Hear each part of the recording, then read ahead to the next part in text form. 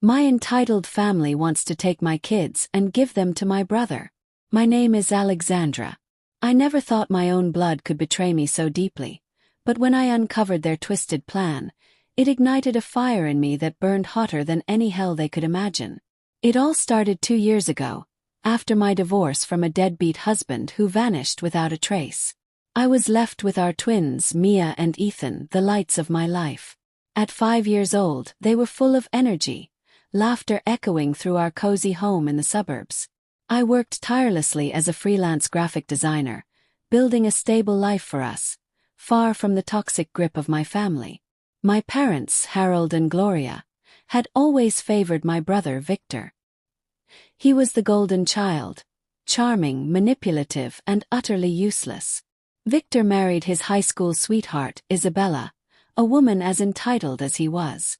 They lived in my parents' sprawling estate, mooching off inheritance while pretending to start a business. But their perfect facade cracked when Isabella was diagnosed with infertility. Instead of adopting or seeking help, they fixated on my kids.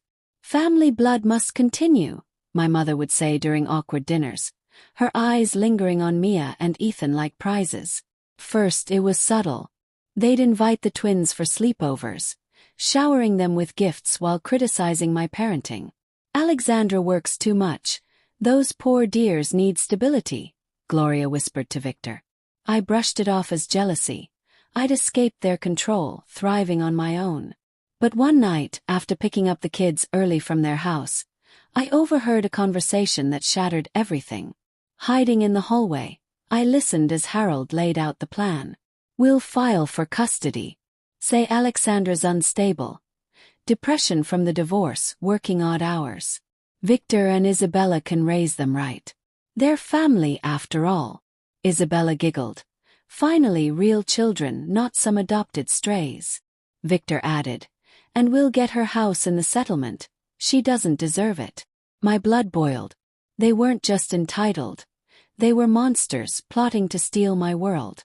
I didn't confront them. No, that would be too easy. Revenge had to be surgical, devastating.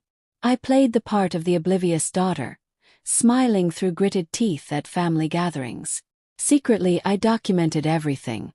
I installed hidden cameras in my home during their visits, capturing Gloria slipping vitamins into my coffee. Sleeping pills I later confirmed to make me seem erratic. I hacked Victor's email, a skill from my tech-savvy ex, and found messages to a shady lawyer, forging documents about my mental instability. Phase 1. Expose their skeletons. Victor's business was a front for embezzling from my parents' trust fund.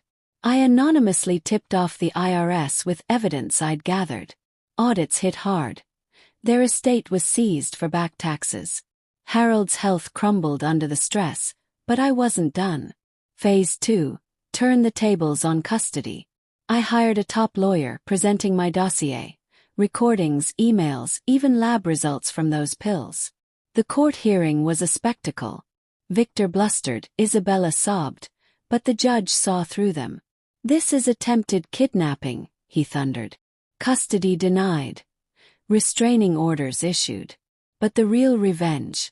I sued for emotional distress and won big, enough to buy out their remaining assets at auction. Now Mia and Ethan are safe, thriving in our new beachside home.